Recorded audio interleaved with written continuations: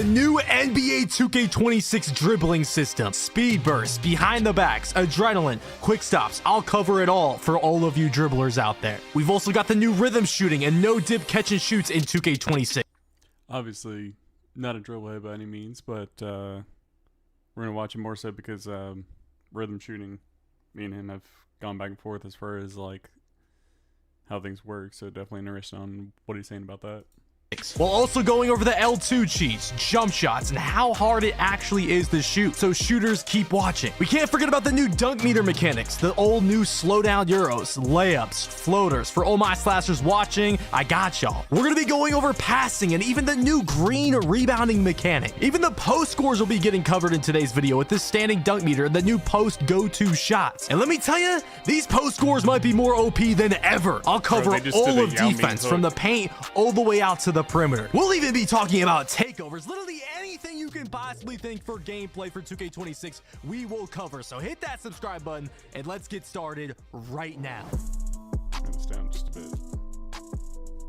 What is good, YouTube? It's your boy Henry, aka Double H, back at it with yet another banger. And I played NBA 2K26 early, and I'll be breaking down everything in different categories, starting with dribbling, then shooting, finishing, rebounding, post scores, defense, and lastly takeovers. And I'll be doing all that while giving my honest opinion on the game I played at Community Day for 2K26. If you have any questions, I will answer them live on Twitch right now. Now, if you want to see the raw, uncut footage, it's being streamed 24/7 on my second Twitch channel, Double H VODs, where I'm also hosting a 2K26 giveaway. Now, warning, all the footage you see in today's video is on Hall of Fame, and I will be showing proof of that throughout the video. Another warning, all of this gameplay is from playing 2K26 early. This is the game I played at Community Day, and things could change by the time the game releases. Let's start with the dribbling. Now, I'm going to let some clips play in the background while I talk about my honest opinion about the dribbling, and then we'll get into specifics. The dribbling is a lot faster. I mean, you guys can tell by just looking at the gameplay. Okay, the momentum's back. There's a bunch of old moves back. There's new moves. You can run out of moves faster. You can cancel out of moves. Overall, the dribbling feels smoother. It looks faster. And I feel like players are still going to be able to replicate their favorite NBA players. Way everything's looking, I don't want to hear any hate about pro play anymore. No hate. While also the players that like the old arcadey 2K fast speed gameplay type of movement are going to be able to do their thing as well, okay? I mean, y'all can see the clips. Like, you could spam moves, cancel out of moves, run out of moves faster. Now, one thing to clarify, obviously you just saw two whites going in for rhythm shooting. One, it's going to be on pro difficulty, but also it's less forgiving if you have a white on the push timing of a tempo shot. So just want to clarify that.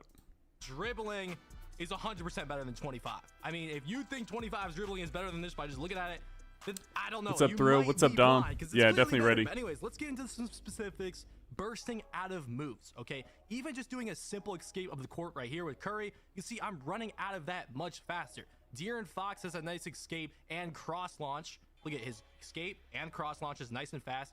Trae Young running out an escape. There's his animation. He also has, look at 2K24, Jamal Murray behind the back on. I'm not sure what behind the back it is. Whatever Trae Young's behind the back is. I'm seeing a lot of whites go in or whatever. Like, I honestly wish Mike Wang, like, if he was going to say that it was like tempo only and like you can technically have a white push timing, I wish they just completely removed that on the feedback, because there's going to be so many people seeing that white go in and just take complete credit away. Right here is literally the Jamal Murray behind the back from 2K24, but Jamal Murray his behind the back isn't good. Even Giannis, his cross launch is good, and when he just runs out of a standstill position, he runs out of it instead of having this like slow turtle animation that we had in 2K25. You see Ja Morant running right, then goes to escape, explodes out left, gets the easy dunk meter. I was even messing around with LeBron James. He has this nice like walk back, step back, and just messing around with LeBron. I mean, look at this, bro. You could snatch. It's looking pretty quick. Running forward, and then you stop at a dime immediately. Look at KD. He did the same thing where he kind of snatches when he's running forward, and then he can burst out of that to left or right. Once again, here's Ja Morant in the Learn 2K. You saw his escape running left and right in the play now. I was just testing the dribbling. So am I actually going to spam the left right with the stamina and adrenaline? No, and we're going to get into that later. I'm just trying to show y'all the actual gameplay. There's Trae Young's behind the back moving forward. There's that 2K24 Jamal Murray behind the back right there. Oh, and I almost forgot to mention Kyrie has a similar behind the back that arguably creates more space. This one is insane too. Very similar to that Jamal Murray behind the back in 2K24. Escapes and behind the backs you can spam in 2K26. And what I mean is like literally spam them. In the past in 2K25, if you did an escape, you had to wait for the whole escape to play out to do another one. And then you would have to like either left stick cancel it, or you would have to do a hezi and then do the escape again. In 2K26, you could just spam your right stick right and left without left stick canceling, without L2 canceling, without doing anything. Okay, you could just spam it right and left until your fingers fall off if you want to. Now, would I suggest doing this? No, because you're going to lose stamina super fast and you're going to lose adrenaline. Okay, but you can do it like once or twice, get open, you can go right, you can go left, hunt for your threes, okay? You could do it with the Kemba escape, you could do it with... What was the 2K where like Chalk made a whole like thing about it or whatever, but looks a lot cleaner, a lot better. Again, it's pro play, so try to tell people it wasn't pro play that was the reason for the sluggishness. It was balance. Any escape in the entire game. Same with behind the backs. Look at the Curry slide. You can Curry slide back and forth as much as you want. Back to back to back to back to back to back. Now, are you going to lose stamina and adrenaline fast? Yes. And we're going to get into that because right now this is Learn 2K clips with no energy or fatigue on, okay? So yeah, you can see the Damian Lillard escape. We showed a bunch of random escapes in these clips that you could do. It doesn't matter what escape it is in the game. KD's, Jimmy Butler's, doesn't matter. Once again, you could just spam it back and forth. So this is escapes and behind the backs. At first, I was trying to left stick it, but I realized, yo, I don't even have to left stick cancel this. Like, I could literally just spam it back and forth. So you just hold the right trigger and right stick right to left for the escapes. And then if you want to do the behind the backs, is obviously diagonal down right, diagonal down left with the right trigger, just back to back to back. Adrenaline and stamina. So now you're going to see what these escapes and behind the backs look like when fatigue is on and you have stamina and adrenaline. Look at, I'm just spamming the Curry escape. And yeah, you run out of energy and all of your adrenaline super. So again, before they were using like the hitches to create balance. Now they're going more adrenaline and stamina to create the balance of, you know, whether or not somebody can spam dribble at the top of the key or not. Super fast. Look at KD.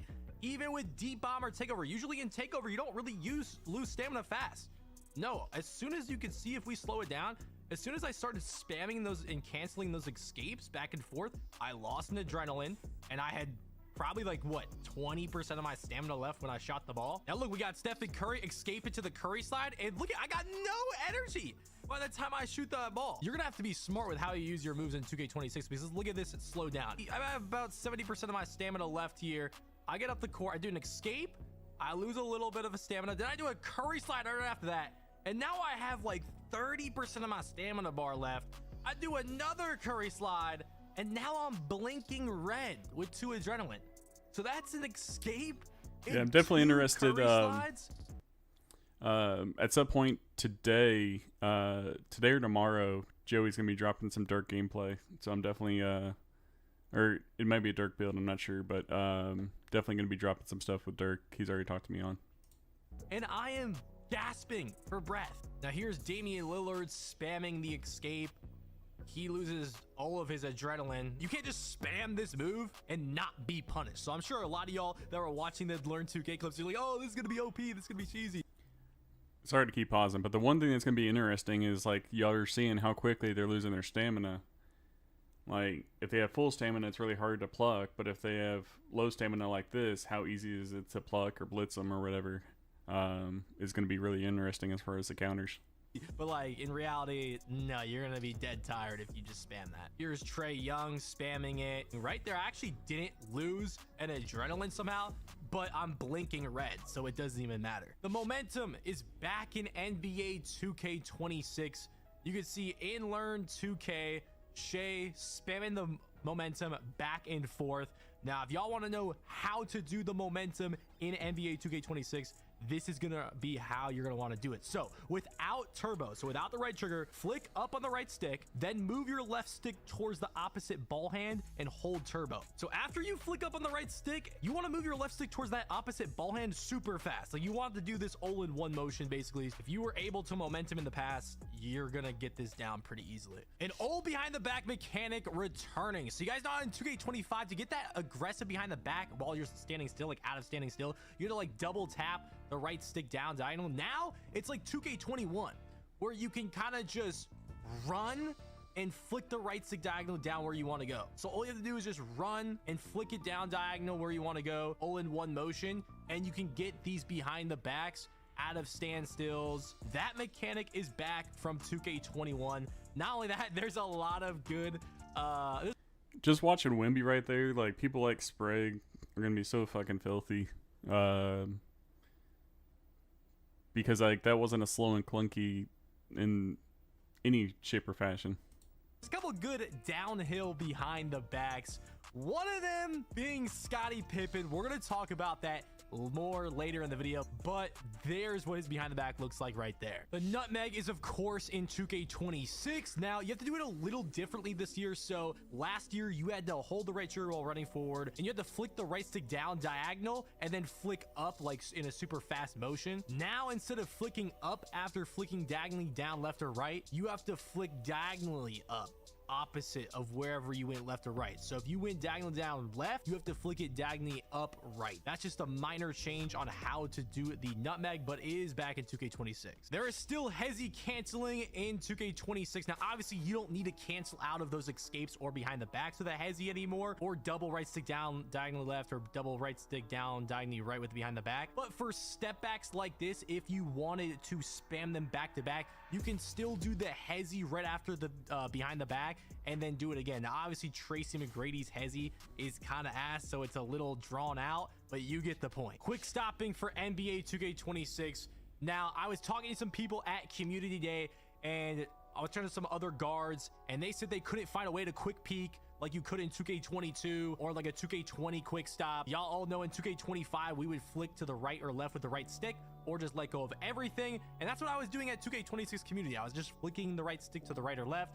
I mean, some of y'all probably won't even call that a quick stop, but yeah, gone are the days where people were able to do like, you know, two people setting screens and you're just going back and forth trying to get that quick stop pull.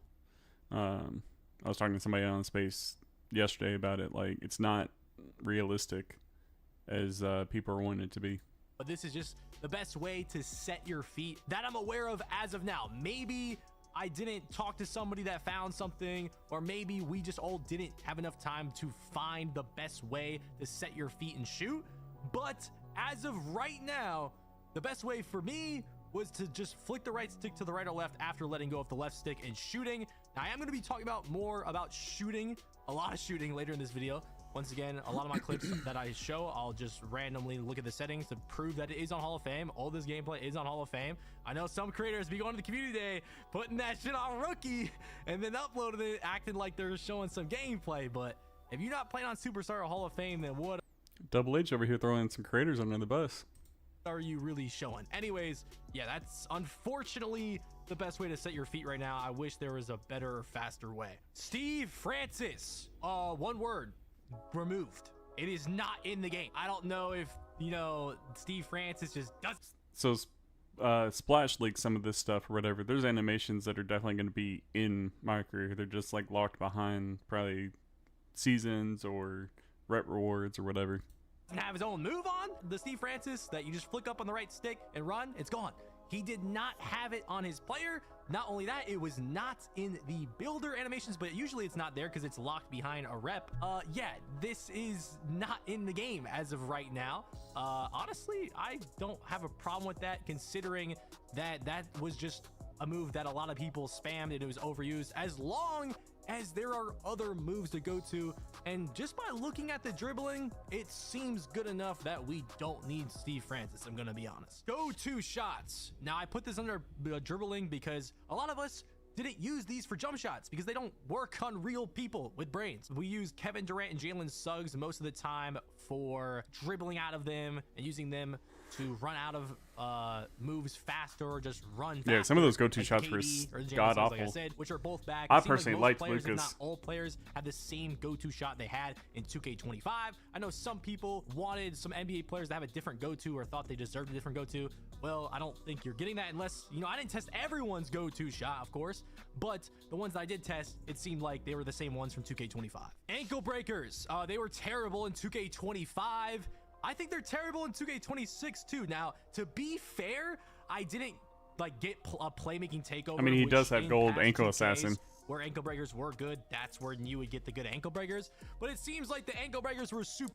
He's got gold ankle assassin, and AI has always been pretty bad about getting their ankles broken. I mean, you saw it on the go-to shot of Kevin Durant against Clay. Random. The actual animations look really kind of dumb and like fake. And there was even sometimes where I would just spam a move or do a move and the crowd would react crazy. And it's like I didn't even do something. But even when I did make the defender do something, it kind of just didn't make any sense. But I'll let y'all listen in on the game audio when I didn't break someone's ankles. Launches into Durant, but Greg trying to get back into championship contention. Yeah, and since it's too tough, Thompson and Flag fill out the wings. Blowout dribbling. It is the same control. It seems exactly copy paste from 2K25. You can still blow out dribble up the court. If you run into someone like right there, you're gonna automatically lose the ball literally every single time. The Kobe jab step. It is back in 2K26. It is the same thing, works exactly the same. Yeah, there's really not much to say here. There's this new up the court move I saw in the controls when I was looking through it. So he kind of glossed over it, like, because he didn't really want to, like, you know, let the masses know. Supposed to be having the dunk meter be better, and then one of the main exploits with the dunk meter was the Kobe jab step as a big man. So we'll see how it works down the post. Basically, you run when you're running up the court without holding the right trigger, you double flick up on the right stick. So you flick up on the right stick twice, and each player has like a different move equipped for this. Honestly, I don't know if this is going to be useful, especially online or competitive. I obviously didn't test everyone's up the court move, but here's Trae Young's, Curry's, and Shea's and what they look like. Now I have a solid 5 minutes of just dribbling around in the Learn 2K for y'all. I was literally just messing around. Keep in mind, I'm just testing the game, okay? I'm spamming things. I'm trying new things, trying to see what moves are in the game, what you can get away with, what you finally done with dribbling. Let's move. So obviously y'all aren't coming to my channel for being a dribble god or anything, so I'm gonna skip to shooting for now, and then we'll try and see if we can get some post gameplay. Move on to shooting because there's also a lot to cover in shooting now. Let's just take a look at Curry really quick. One of the players that I'll be showing at his attributes because we were using him a lot. He is a 99.3. None of the NBA players had legend badges, so keep that in mind when watching the gameplay. But there goes Curry's stats and badges. Now these stats weren't final, but let's start with rhythm shooting, okay? Rhythm shooting is a little different than 2K26. So rhythm shooting does not have a green bonus over shooting with the button, but with rhythm shooting, there's two timings. There's tempo timing and there is push timing. You are seeing in the bottom, there is sometimes where I am not greening the push timing and I'm greening the tempo timing, but I am still greening it on Hall of Fame difficulty because all you have to do is green the tempo timing, which is just the speed of you going down and up on the stick, matching the player's shot speed, okay? That is the only thing that you have to time to green. I know I said it before, but man, I wish he just flat out just took out push timing as like a feedback or whatever, because that so much credit's going to be getting taken away just because it's a white, just because of how bad 25 was with whites going in. And make a shot with rhythm shooting. So I guess technically there is an advantage with rhythm shooting because you have two different things at the time, but this is the thing. You're probably thinking, oh, I just have to green the tempo or the push. No, if you green the push timing and not the tempo timing, it doesn't go in. So I don't know. I don't know if it's really an advantage. I think it really just depends on what you're better at timing. If you're better with the button, use the button. But if you're better timing the tempo, then time the tempo. Now, before I talk about a couple other advantages with rhythm shooting, Right here, I have a wide open catch and shoot with Damian Lillard. And you see, I green the push. There's an example. And I didn't green the tempo, and it doesn't go in. So, yeah, if you green the tempo... Mike Wang did actually say that in one of his Reddit posts or whatever, that tempo is the only thing you have to technically green with rhythm shooting. If you green push, it won't go in because it is green or miss. So rhythm shooting, tempo is your only thing that you're really focused on. Push timing is button. You make it, but if you green the push like I just did again right there and you don't green the tempo, you do not make the shot. Now, you can also make your shots faster with rhythm shooting if you shoot your tempo faster. That is kind of confusing though. The best way for me to explain it is the faster you let go of the right stick after pushing it down, the faster your jump shot will be. And then it starts timing your tempo timing once you release it from holding down on the right stick. Hold on, y'all saw that. Let's see if I can get back. Faster than normal, and he kind of chucks it up because he releases it faster, okay? But that was his turbo fade animation. If you guys remember in 2K20, I missed it. Let's see. You actually see where it says slightly rushed. Faster, that is kind of confusing though. The best way for me to explain it is the faster you let go of the right stick after pushing it down, the faster your jump shot will be. And then it starts timing your tempo. See right there? Tempo is slightly rushed. So there is better feedback or whatever. Tempo timing once you release it from holding down on the right stick to going back up. Now, this doesn't mean you can't go crazy with the button. This is a game. This is a random shot from All-Star Team Up. I mean, people are greening reds in the corner with the button. And that brings us to the perfect time to talk about rhythm turbo fades. Now, let's take a look at this first clip where I let go of the right stick to the top to the bottom a little faster than normal, and he kind of chucks it up because he releases it faster, okay? But that was his turbo fade animation. If you guys remember in 2K25, and there's a pull-up version of it, in 2K25, depending on if you had your right trigger held or not, you got a slow fade or a turbo fade while rhythm shooting, okay? Now, in 2K26, there's no slow fades if you want to rhythm a fade. It is just the turbo fade animation as long as you are pointing your left stick to the right or left. Now, sometimes you will get a pull-up jump shot, like kind of like a front fade almost, if you are not pointing your left stick in the right direction. But as long as you are pointing it to the left or right and you want to rhythm fade it, you have to put the right stick up, down still. You're going to get that turbo fade animation. Right there, you see I wasn't pointing my left stick in the right direction, so I got the pull-up jump shot, just like this one right here with Bam. Also, the pull-up jump shots are better with rhythm. You don't get those slow, bad animations. Now you're just guaranteed the turbo fade animation every time, or the decently good pull-up animation. Back fades. Now, shout out to Laker for providing this gameplay to me, and shout out to King Dooms. He was using Shea in this gameplay, and he told me after testing back fades in All-Star Team Up that back fades feel smoother than regular jump shots. So that gets me excited because I like back fading, especially on twos. I like. What 2K year was it that literally it was better to do one of those drift shots from the corner than it was to do a standstill jumper? I mean, people complained that Shifty Shooter only had 100% make percentage in the mid-range or whatever, and that it wasn't 3.9. Now you got the pure green window. You're going to see a lot more of those again. Doing that. And so does my teammate. So I don't know. I didn't personally test the back fades, but my boy Dooms said it felt really good, and he was going crazy with the back fades. Like, look at this. Shay's just going crazy out there in the All-Star Team Up. But time it too. Catch and shoots. If you guys didn't know, there's a new mechanic where if you hold L2 when you catch the ball, you can get your jump shot off faster. Now, yes, in previous 2Ks, if you hold L2, you get a better catch. This is a better catch, and you get your jump shot off faster. So this is Curry, what Curry looks like on a regular button shot. And then this is Curry when he does the no dip.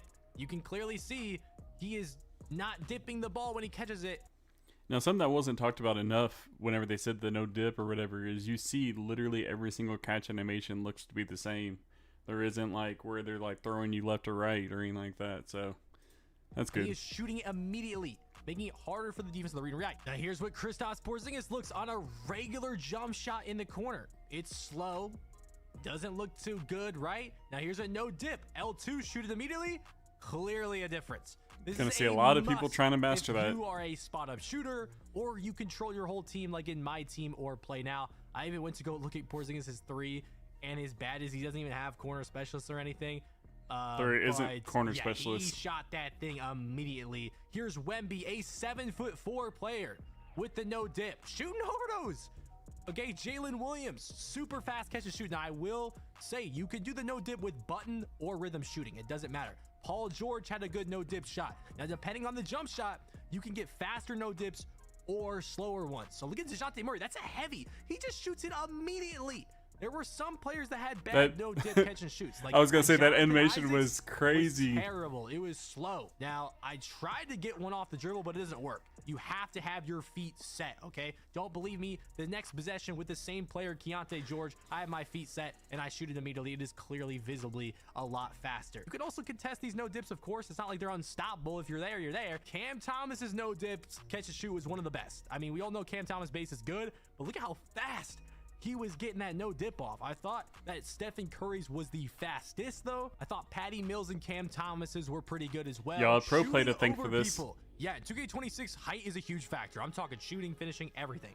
Now look at Kevin Durant. I pull up right in Cooper Flag's face. He didn't open, jump. Green in it with the button. Now I went to go look at Cooper Flag's He didn't stats. jump. I mean, dude, this guy is tall and he has an 84 perimeter defense. Now, yeah, KD is 6'11 with a 99 mid in Hall of Fame. Did I? So that probably has something to do with it. We're not going to get that on a my player, obviously. But Kevin Durant being as tall as he was, I could definitely feel an advantage shooting over people. And it wasn't just Kevin Durant. There were some jump shots. It wasn't just height. There were some jump shots where I was like, oh my God, Trae Young's base? I don't know what was going on with Trae Young's base, but I was greening a lot of contestants with Trae Young. 40s. I greened like 3 40s with Trae Young on Hall of Fame difficulty. I don't know what's going on with his base, but he's making contested shots. You know, even Chet Holmgren, look at over Tyrese Maxey's a little small guard. That's open. Dexing, we all know about the L2 cheese. Now, when you dex with the right trigger, it's still the same animation. Now, fatigue was off in Learn 2K, so I don't have visual proof of this, but for the people that were testing triple threat and all that stuff, when they were tapping R2 to dex like you would around the 2's core or the 3's to L2, you would lose a stamina off one R2 dex. So you want to backdoor with the right trigger dex, you're gonna lose it. You're gonna lose an adrenaline. You want to run right and then right trigger back to the left, Basically, you're the losing LT an adrenaline cheese. guaranteed. So if you're going to dex even once, you better get open because you're losing an adrenaline, and starting a possession catching the ball with 2 adrenaline is a huge disadvantage because you're probably going to go down to 1 adrenaline after a couple moves, and it's not very easy to green a shot with no adrenaline or even 1 adrenaline. Limitless range. Now, I got Deep Bomber Takeover once. Yes, Deep Bomber is back. I got it with Kevin Durant. Hall of Fame difficulty, step back, shooting over Daniel Gafford, got an open, greening it with rhythm shooter or rhythm shooting. And once again, I proved that it is on Hall of Fame difficulty. That was pretty crazy. It went right off the backboard, so that's how you know I got the green window spot on with that tempo timing. Now, I was in Learn 2K with Steph Curry. It was a 99-3. Now, keep in mind, these players, none of them had legend badges, so post scoring. Wow. We're gonna jump ahead at post scoring. There's a lot of videos out there. Wow, do we have an interesting segment? Because this is crazy. Post fade seems pretty crazy. I mean, not crazy, but just like normal. I was rhythm shooting it. Last second, Julius Randle button shot. 9% with the shot clock going down. I didn't even intend on shooting a post fade with Julius Randle. It's just the only thing I had. Little rhythm shots. All I did was just hold up on the right trigger or hold the right trigger, hold up on the right stick, and I would get a lot of those animations that a lot of players had equipped, like Jokic had equipped with the little shimmy fade. You can still spin people, throw them to the floor. I just did it with Booker. You can spam the post spin. You can like speed boost out of it like post scores. Don't get too hyped. Post spins have always been cheesing and say, yeah, always. Do drop step, standing dunk, and one on Booker. He is a smaller defender. Mark Williams guarding me. You can still like spam the post, like change position thing with the right trigger. You still spam that post spin. I throw him off me with no takeover. Once again, I'm just not used to the standing dunk meter being just down, so I mistimed that. And then I started getting double teamed already, so okay. Spin Mark Williams off me again, wide open standing dunk. So yeah, you can still spin and drop step people to the floor with no takeover. Their hooks, I don't know. I don't know if I really couldn't tell you if they were good or not, but we were grinning. Jokic does have the highest post control in the game. So, again, take all this with a grain of salt, guys. Some post hop shots with Jokic that were yellows on Hall of Fame. You know, Michael, like I said, Jokic had that little post fade. If you hold the right trigger and hold up on the right stick, you get this little shimmy post fade. I feel like that wasn't in last year's game, but you see how he's got like almost a little hitch in that post fade? Takeover. Their hooks, their no, I don't know. I don't know if I really couldn't tell you if they were good or not, but we were grinning some post hop shots with Jokic that were yellows on Hall of Fame. You know, Michael, watch like I it. said, He's got Jokic had that little like, post see how that little fade. If hitch? you hold the right trigger and hold up on the right stick, you get this I remember little seeing that shimmy last year. post fade, and a lot of players had equipped. LeBron had the same one. MJ had the same one. I think Carmelo had this same one as well. Okay, so there's 3 different players with in those 3 guys that have different post fades, all having the same post fade. I don't know. Saw Jokic had the same one. Kobe had the same one, and if you do it closer to the paint, you get this hook, and most people had the same hook on as well. Post go-to shots though.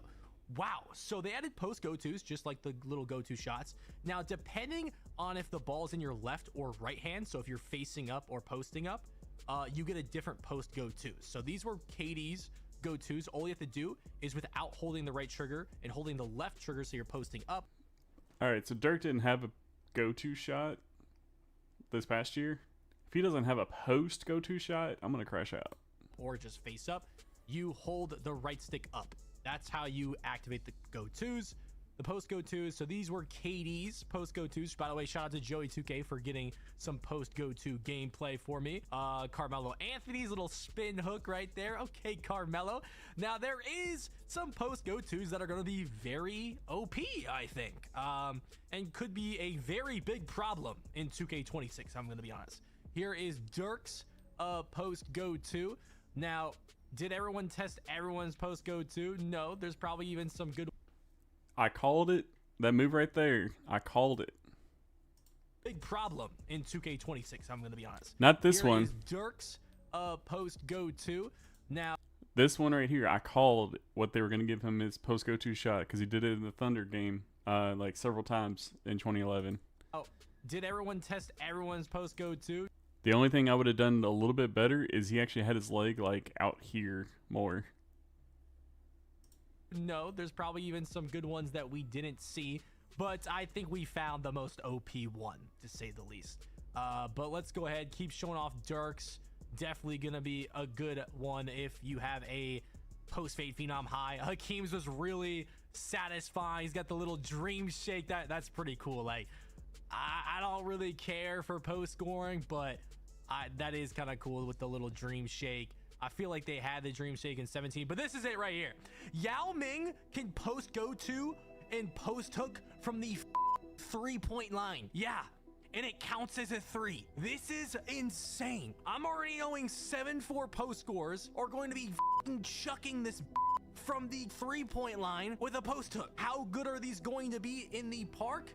I don't know. The hook shot animation looks hard to contest anyways. I mean, and this is your post hook rating, by the way. It's going off your post hook rating. So when I post hook from the 3 with Yao, this is going off my post hook rating. So you can have a 25-3 probably and still get this green window right here. We got to test this in game for sure, but That is going to be OD as fuck. Like, people want to talk about like whether or not post hooks are back. Fuck post hooks. Just do this fucking Yao Ming go-to shot, bro.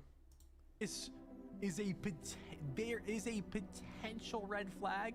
Okay, I'm not saying remove it right now. You know what I'm saying? Obviously, we got to test the game first. It is very funny You make a 7-4 Yao Ming with this shit? God damn, bro. animation. I don't know how it's possible to do that from the 3. Keep an eye out for that for sure. Finally, we are at defense. Okay, now to start defense, I'm just gonna show one of the defenders' stats. We have Amen Thompson out there. We're gonna be showing bumps, lanes, pluck steals, blitz steals, contests from the perimeter and interior. Amen Thompson has some great defensive stats. He is also an 88 overall. And we're gonna start with lanes, okay? Lanes are very good in NBA 2K26. I was playing a lot of Play Now, so I didn't really get to test lanes too much, but the people that were playing online, and when I played online, lanes are good, okay? But let's get into bumps first before I show the lanes gameplay. Patty Mills, I'm just bumping up the court. Mike Wang said that, and here's Amen Thompson. Mike Wang said that they have a lot more like player connection type of thing. Like it can get a lot more physical in terms of bumps, so you kind of attach onto players more. So that's why you're seeing these bump animations. So I can't even imagine when you actually make a lockdown as a player and you have a super high prim with maybe even legend on ball menace, because once again, none of these players had legend on ball menace or anything like that. Right here, I actually get a blocking foul animation though with Steph Curry. This was, I think this happened twice, so this wasn't like super often, but it is possible. Lane steals. Okay, so we're into lane. All right, I think Joey dropped his. We're gonna break, look at that a little bit.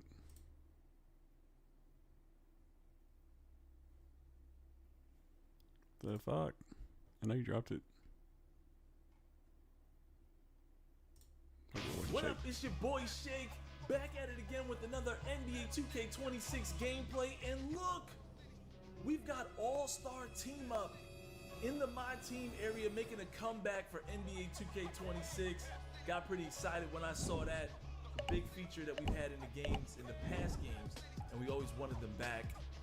Take a look, man. My Team this year is going to be hosted on the Sunset Beach Night Court.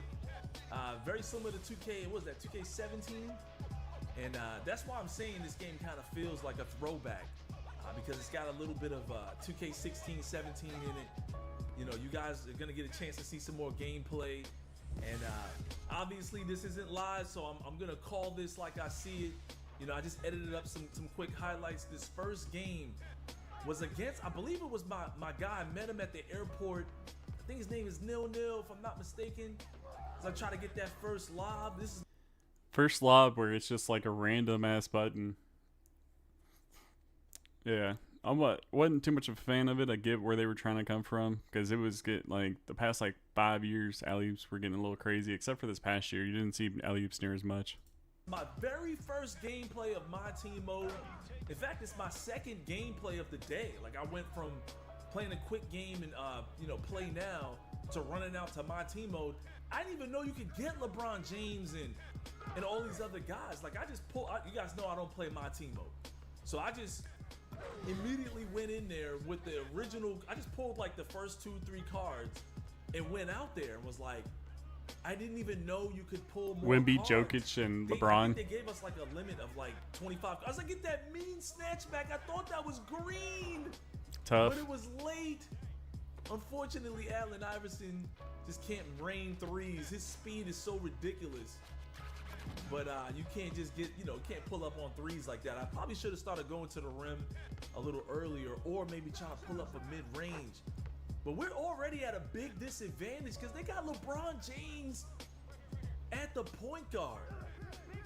And it's just, he's way too much. See, right there, I should have pulled up for Midi. As you guys can see, so much earlier you could I'm have. like in rookie mentality right now, not knowing how the mid-range is feeling right now. And this guy's already figured it out. I swear this is my guy, Nil Nil. Think when we was riding to the airport, I was describing my very first game out here. And he was like, yo, I think that was me. Here we are with the snatchback again. And I thought I had a lane, and Wemby just tosses it out the gym. It is nice to see this or whatever, in the sense of, people are thinking like automatically smallest player on the court's going to be like 6'6", 6'7", or whatever. But obviously you saw AI's handles are like a lot smoother than a taller build, a lot quicker. As you can see, though, I'm really trying to like exploit Allen Iverson, trying to learn the dribbles. Again, it's my second game on the game total. So, I'm out here trying to experiment, figure some things out. And notice how LeBron James is just cooking. Doesn't matter where he's at on the court, he's a problem. And he's super fast. But, I got to keep trying Allen Iverson. I don't care. I'm like, look, I don't know who this guy is. He don't know who I am. I'm going to keep testing some things out. I'm going to cross him up, get him jumping, and I get a free lay.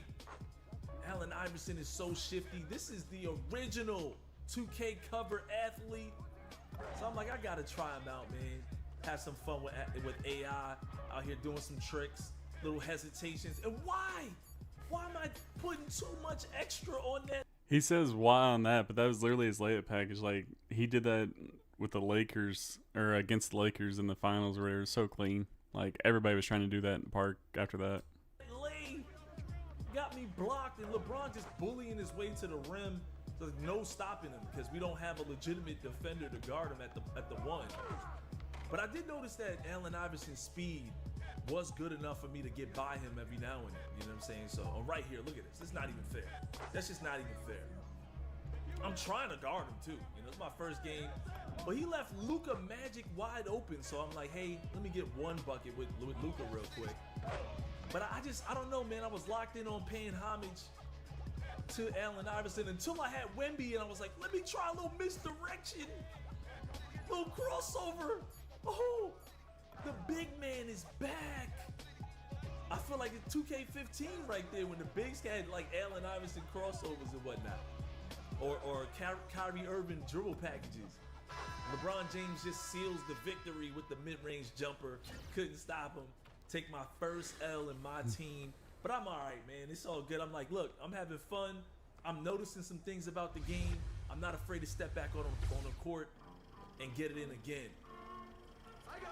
In this game, I'm like, I could try running Allen Iverson again, but now I'm going to play smart basketball, move the ball around, take advantage of mismatches, and, you know, play actual basketball this time. This guy's got Shai Gilgeous, man. I'm thinking, damn, it's going to be another LeBron game if he can figure out his jump shot. But right there, he messed up. Allen Iverson with the crossovers. Little hezzies, little crossover hezzy step backs. I'm like, damn, this man can do so much fun. We gotta go back to Wemby with the spin off and the dunk. That's a mismatch, you know. When you get Shai on him, you gotta get that.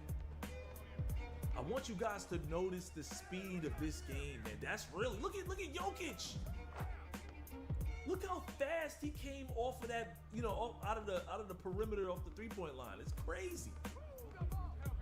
The speed in this year's game is the first thing anybody's gonna notice. I get that little step back. That was clean. That was clean. Hezzy swinging on the rim. Shai Gilgeous just speeding up the court. LeBron James in the corner knocking him down. I'm telling y'all right now, make a LeBron James build. I've got a build video coming soon, but he's a big mismatch for everybody, man. Of course, you can make a small guard and still go crazy with him. You know, I saw some incredible Steph Curry gameplays. So just keep that in mind. Small guards are still back. He waited and greened in his face. Pause. For every position this year, man. The speed on every position is crazy. So, you know, more than likely, I'm going to check out how fast LeBron really is and make my LeBron build that same speed.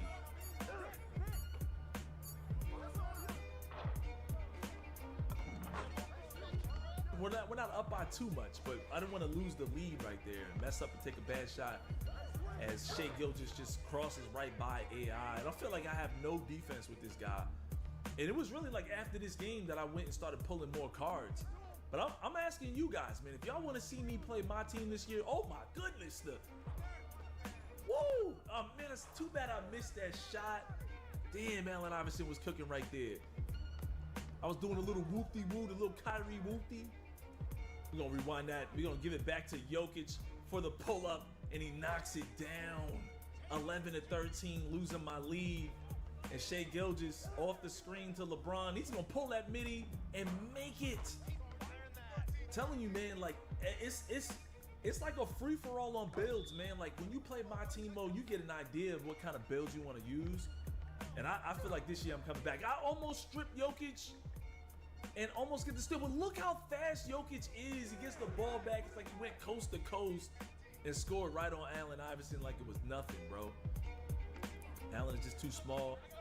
In this game, I'm not trying to score with him too much. We got wide open Doncic, and I missed the shot. And look at Jokic again with the like he's gonna go coast to coast. LeBron James kick out to Jokic in the corner, foot on the line, and they take the lead. Unbelievable. I'm down by 2. Gotta give it to my man Luka, because Luka really, I didn't use him enough, man. Like, Luka is incredible in this year's game. So, again, with Shai Gilgeous off the screen, wide open mid-range pull-up. Oh, man, we're down by 2. 19-17. Look at Luka. I don't even know what to do. I'm like, let me do the step back and end it with some Luka magic over LeBron, and it no good. That would have been tough. Damn, I just blew it. Had a nice dub in my second game. And look at Doncic try to pull up, try to win the game over Allen Iverson.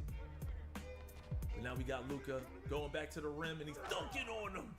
Did I say Doncic? I meant to say, I hope I said Jokic in that last shot. Don't matter. LeBron James kick out to Yoke, pump fake, but we're on him with Wemby, and he gets the deflection out of bounds, tie games. So they still have it to where if you're holding your hands up or whatever, someone can make a dumb pass. So just remember that, guys. Still, damn. You got check ball, and hopefully we can play good defense.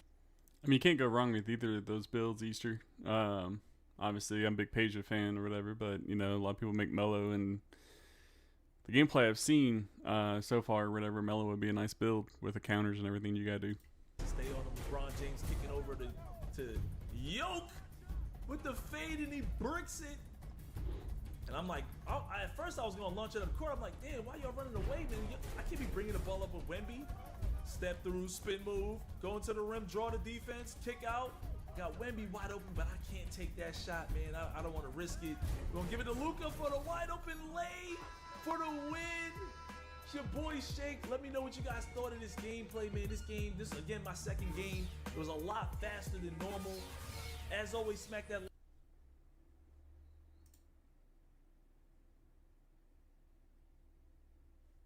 No, he literally...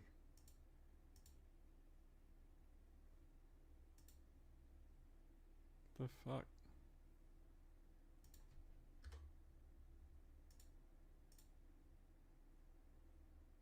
There we go. All right, so we got a whole lot to cover in today's video. We are going over NBA 2K26 gameplay in play now. This is going to be a whole lot of fun. We're going to be showcasing a whole bunch of different players. We're going to go over new go-to shot animation, post go-to shots. We got some new animations for older players, which include Carmelo Anthony and Hakeem Olajuwon, as you can see right here, and so many more. And some of these might actually be broken on NBA 2K26. Yeah, of course he showed the gameplay changes made from 25 to 26 in this video as well. But we're going to start things off with the player that I thought was the best player on 2K26, and that is Kevin Durant. And we are going to showcase a bunch of different players in this video. We're going to showcase a bunch of new dribble mechanics, shooting mechanics, so we have a lot to go over in today's video. Make sure you guys like and subscribe if you want to see more community day content. Right now, we're just starting with some easy catch and shoots. We're doing no dip shots, going into regular catch and shoots, and now that sequence that you just saw right there is Kevin Durant's new signature go-to shot out of a face-up, and now we're getting to his post go-to shots. These you do by holding just straight up on the right stick, and there are a lot of different animations that you get, whether you're in a live dribble, whether you're not in a live dribble, whether you're facing up, whether you're posting up. There's a lot of different signature go-to shots in the post, out of the post that you can use, and you can cancel all of these, so you can combine these with your regular dribble moves. Here is his signature go-to shot out of a face-up once again. Now we're gonna get to a little bit more movement. Now you can do his one dribble pull-up just like you could on 2K25. Here is his hop jumpers. They're very similar, but the new thing that you could do this year, and this is what I've been labbing a lot, is you can lab explosive behind the backs, which are back this year. They're way better. You can lab the explosive behind the backs out of dribble moves, out of shot cancels, and they're way more effective in my opinion. Now, a lot of Kevin Durant's SIGs did get reworked. His signature size up is different. His escape package is different. So when you play on KD, it's going to feel way different than it did on 2K25. And KD on 25 was actually really nice, and it feels like from what I played and who I talked to, everybody feels like Kevin Durant was like the best player at 2K26 community day. I'm not gonna lie. Now, I am not the greatest when it comes to dribbling. I'm usually not good at learning things on my own when it comes to this stuff, but the size up retreats are back in the game. You just gotta hold back on the left stick and flick up on the right stick. You can get these retreat dribble animations. Koza actually taught me this. I was sitting right next to him, so, you know, shout out to him. But the one thing that I did learn are these explosive moving behind the backs, which you can do by basically flicking the right stick towards your ball hand and then quickly down diagonal the opposite way. And you can get these super explosive behind the backs. Now, those are tied to your ball handle rating, so you will need an 85 ball handle to get those explosive behind the back animations that I'm doing. That's one more right there. But yeah, so those are really good, and overall it just feels like the downhill dribbling, the slashing style of dribbling is way better this year. So now let's actually get to some play now gameplay. A little bit of pick and roll with KD as the ball handler, get downhill, dunk very easily. Now I did play in play now after I labbed up in the Learn 2K, so I was able to kind of figure the game out a little bit better. So the clips you're going to see here in play now are definitely going to be solid. This was nice right here. It's KD standstill hop jumper canceled into an explosive behind the back, which I think is going to be really nice. It ended up stunning the defender. We got a free bucket. Now this next clip right here is going to be a contested layup. It's going to be an and one that I ended up timing. It's going to be green, which is really nice to see green in contested layups. But big thing that I do want to mention while What up, this is KG? playing Yeah, out, for the sure. game definitely does feel fast. I'm gonna look at do a live reaction as well tomorrow and try and have somewhat of an idea. Obviously, the official build will end up being on Friday whenever I get my hands on the game, but gonna see a lot of build videos and having a better idea of everything.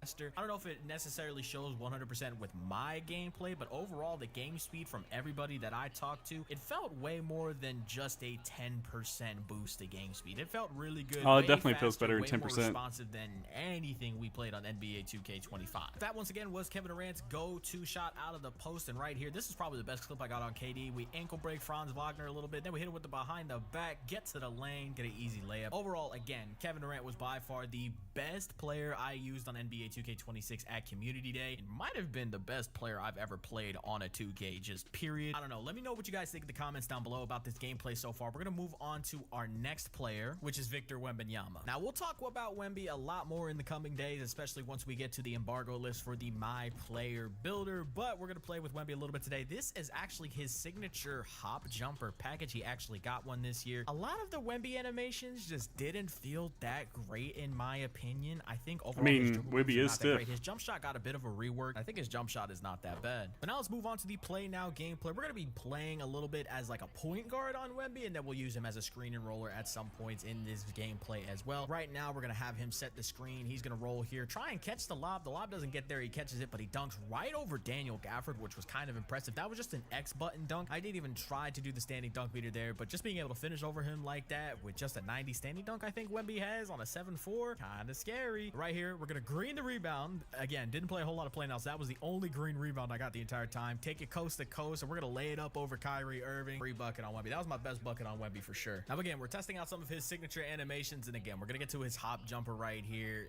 and I don't know if I like it. I don't think his hop jumper is that great. It doesn't look like something he does. It looks like he... Sure, but yeah, it it does. looks really slow, but that lob right there, that was really nice. Now, the good thing with Wemby is that although at the end of the day, he is getting these slower go-to shot animations, hop jumper but they're animations, he's 7'4". A lot of the shots he's just going to take are going to be open anyways because there's nobody that can actually properly contest this dude. But now we're moving away from the bigs. We're moving on to Carmelo Anthony, one of the cover athletes. We're taking some shots with him right now. This is just his regular jump shot. The base feels pretty much the same, but his releases feel a little bit different. We're shooting some no-dip catch-and-shoot threes right here. And you can see we're getting these shots off really quick with the no-dip. Now we're going to get to Carmelo's face-up game. We're going to do a sidestep right here. I think that's actually a pro hop jumper package. I don't think that's his, but this is his signature go-to shot out of the face-up. I don't think his signature go-to shot is that great. And you guys can let me know in the comments down below if this is something that Carmelo does. Now, these are his signature go-to shots with his left hand, and then a signature go-to shot off of his right hand. It still makes... So it's definitely something that he does, but he has such a quick first step to get to the rim that they are playing off of him or whatever. They think it's like a drive, and then he ends up pulling up. So there's going to be some post go-to shots that are considered not that great, and it's because you have to set something up to be able to do it. It isn't just like, I don't care where the defender is, I'm doing it.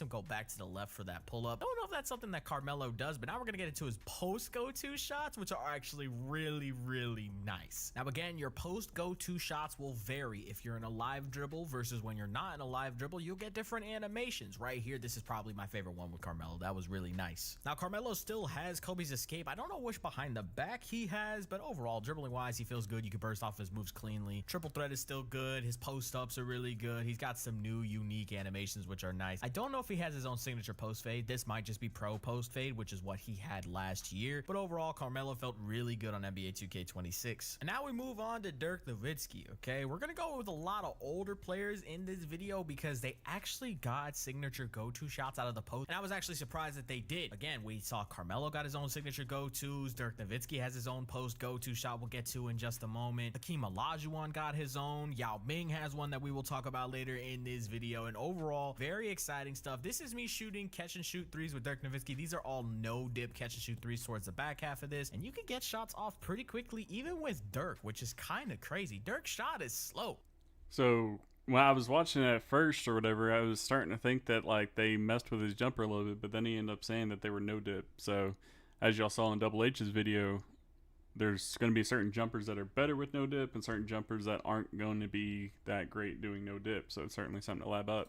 But these shots are not slow with a no dip. Now, Dirk's animations did not get changed that much. His fade, his hop shot are pretty much the same. But we're going to get to the go-to shot out of the post right here. It's a shot fake, and then he fades back. That one's going to be crazy. It's different from one hand to the other. So here is it going back the other way. It's just a little shot fake, and then he just fades back off Pump one fake leg. king. I think it's cool. I don't know how effective it'll be. And that's how I feel with a lot of these post go-to shots. They're cool, nice additions to the game. Allows you to do some different things out of the post that you probably couldn't have done previously, and a lot of them are cancelable, so it's not like you're forced to play out the entire animation, and you can get creative with how you use them. But will they be meta? Probably not. Now, as you can see, I've been rhythm shooting a lot in this section of the video, and you just saw that I made a late timing but still greened the tempo, and it went in. And we're going to talk about rhythm shooting. This is actually one of my concerns about NBA 2K26, but I don't want them to fix this just yet because I want to see what happens when more people play the game and they get their hands on it. The whole point of rhythm shooting in this year's game is that when you intentionally or unintentionally mistime your timing, you could still just green the shot by making your tempo. The tempo is realistically the only thing that matters, but the way that it's supposed to be designed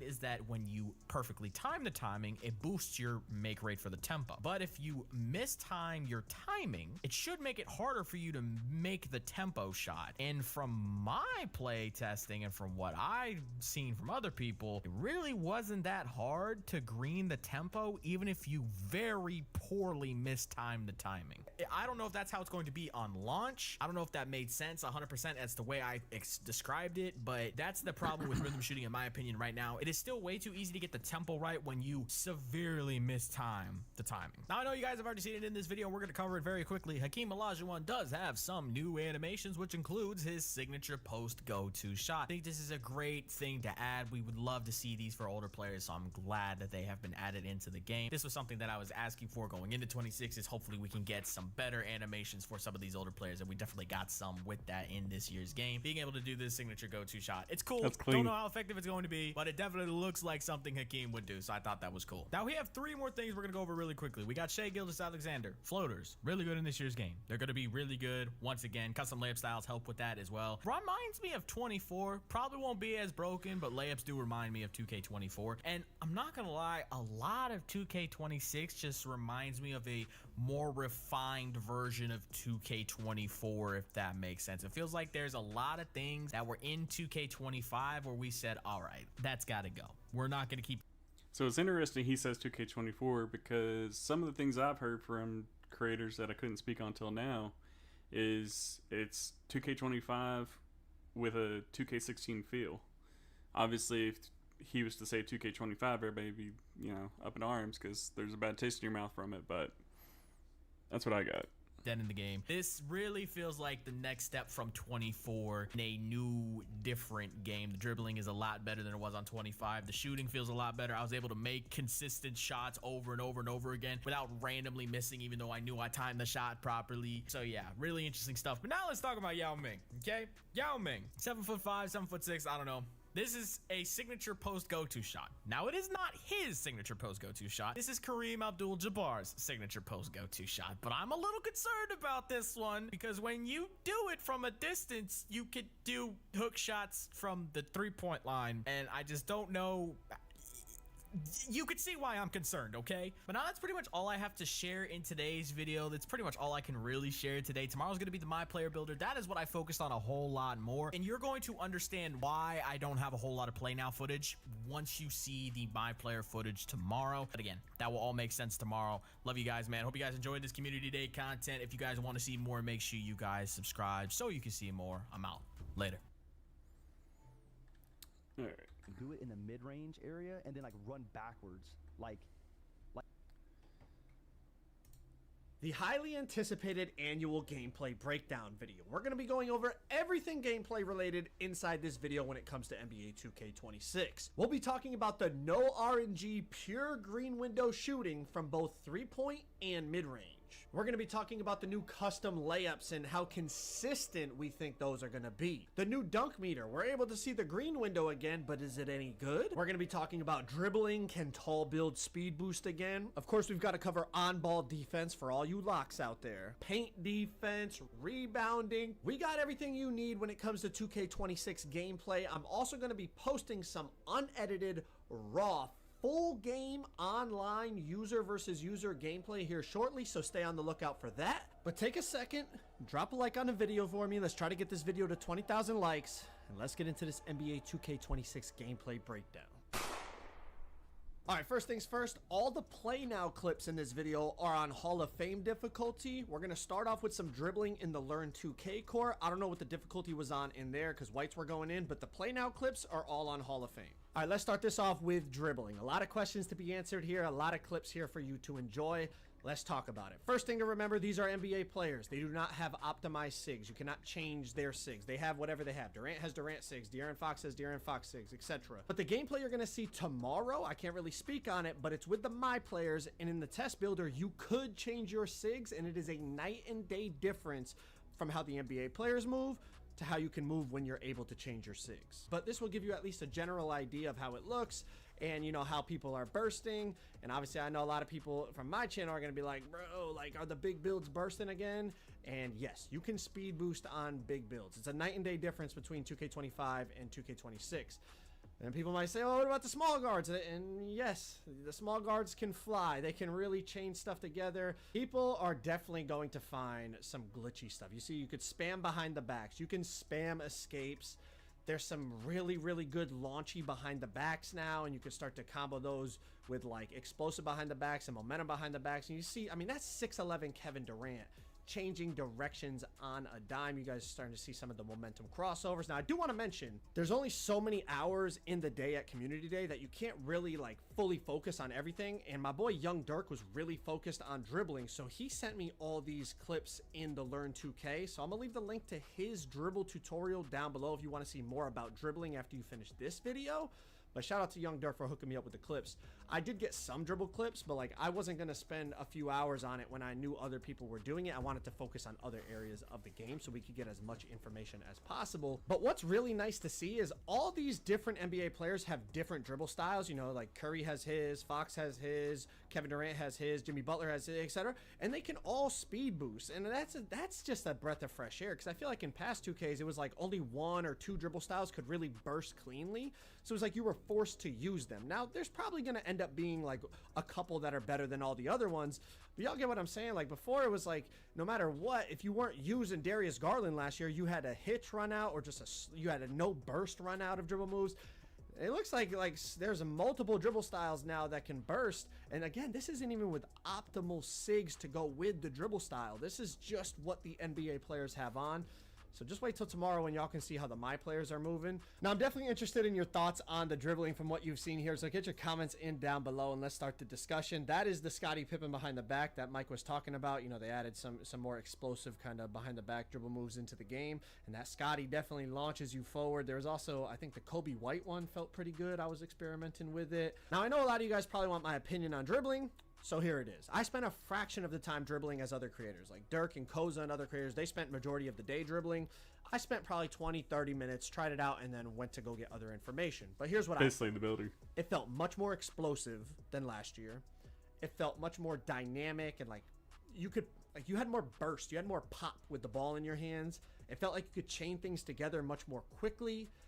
And most importantly for me personally, it just felt more fun. Now, I understand the bar from 2K25 was set extremely low, so to say it was better or more fun than that is like, well, you know, you're not really saying much, which I get, but it's just how I felt. Like, dribbling there, I was like, damn, like, this feels a lot more enjoyable than what I was doing the last 12 months on 2K25. So we'll see how the game feels at the official launch date. Because remember last year, people at Community Day found certain ways to speed boost dribbling wise, and then it was removed by the time the actual game came out. So hopefully that's not the case this year. Hopefully all this stuff people are finding in ways to burst and be dynamic and be explosive off the dribble. Hopefully all that stuff is there at launch, and then we could really dive into it as a community and find some crazy stuff.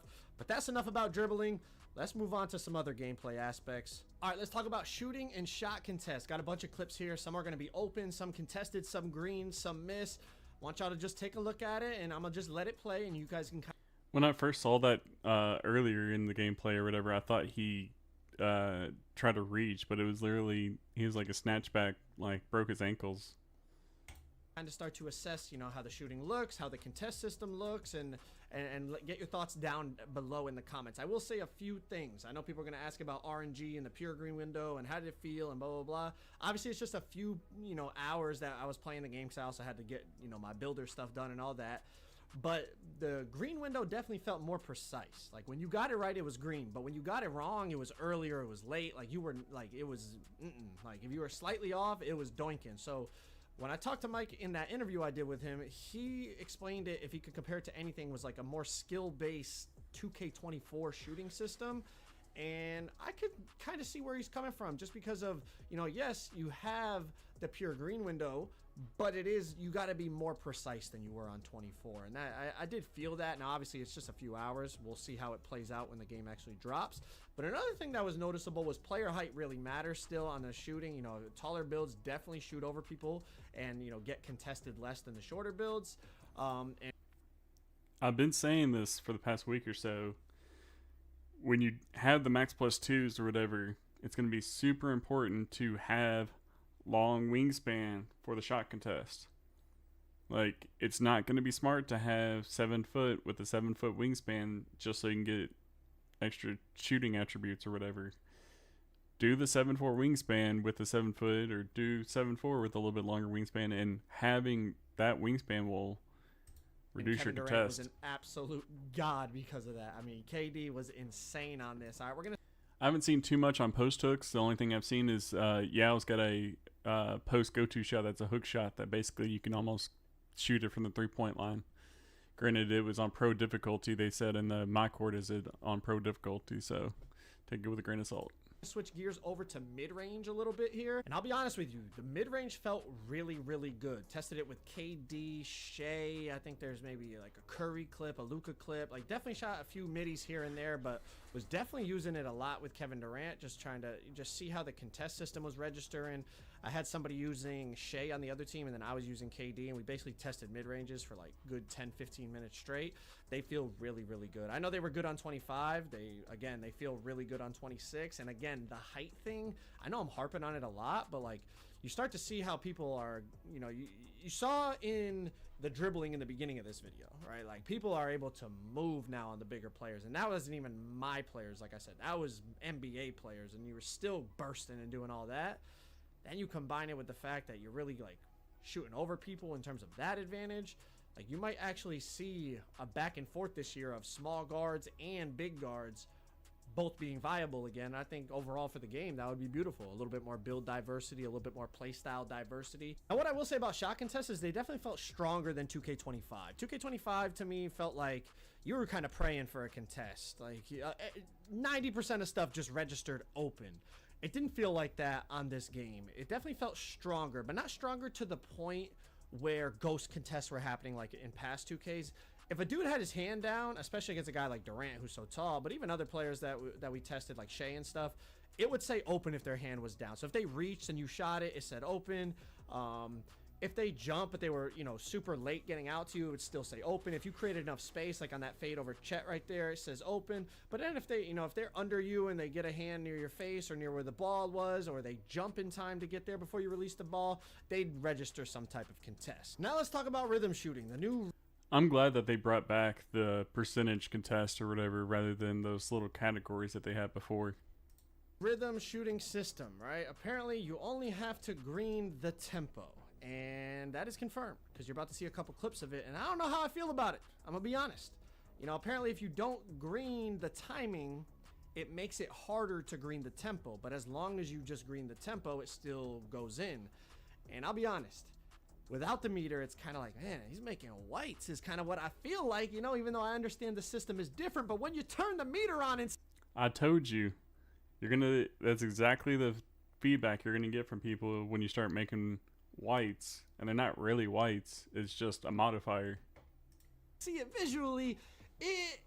I mean, I'll be honest. It hurts my soul. I'm like, bro, this dude is making a 3/4 bar shot. But that meter was crazy. The logic is different now, but I think we're all like ingrained in the 2K25 rhythm shooting system. Let me know your comments down below. Let's talk quick about perimeter defense bumps. You see right here, Lu Dort cuts off Kevin Durant coming up the court, and they get a physical body up, cut off, like bump animation. If someone's moving, if a dribbler is moving, and you cut them off, you will get a bump, physical body up bump. But a big difference I noticed was on 2K25, if someone was standstill dribbling at the top of the key, you could just like press against them and interrupt that dribble sequence. Now, I'm not going to say it's impossible to interrupt someone's standstill dribble sequence because obviously I just tested it in the limited amount of time that I had, but it definitely felt night and day difference to 25. 25 felt like if someone's dribbling, you know, on the perimeter standstill, you could just basically run up to them, smash into them, and interrupt their whole dribble combo, and it would put their player in like a bump animation.